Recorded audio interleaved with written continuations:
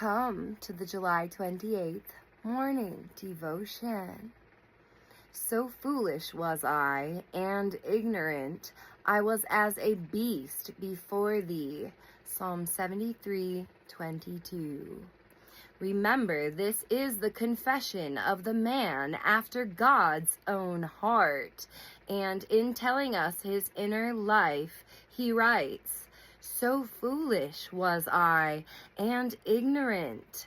The word foolish here means more than it signifies in ordinary language.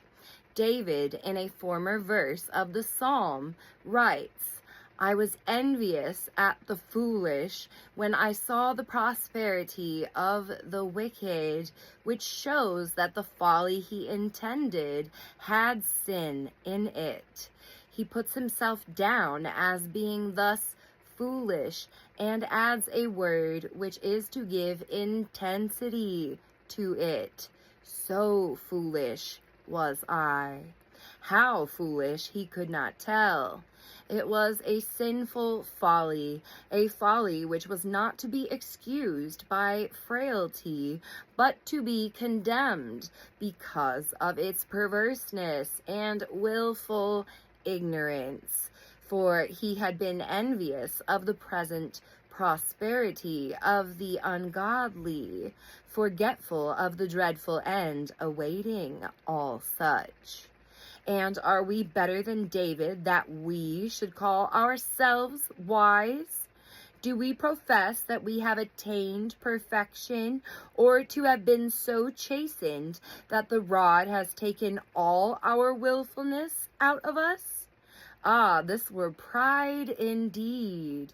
If David was foolish, how foolish should we be in our own esteem if we could but see ourselves? Look back, believer.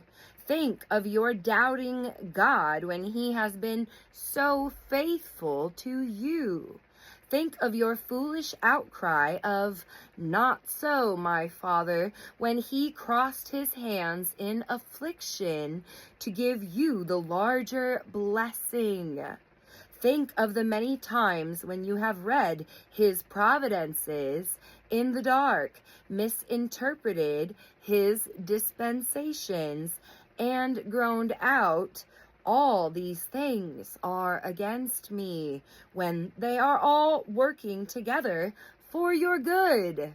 Think how often you have chosen sin because of its pleasure, when indeed that pleasure was a root of bitterness to you.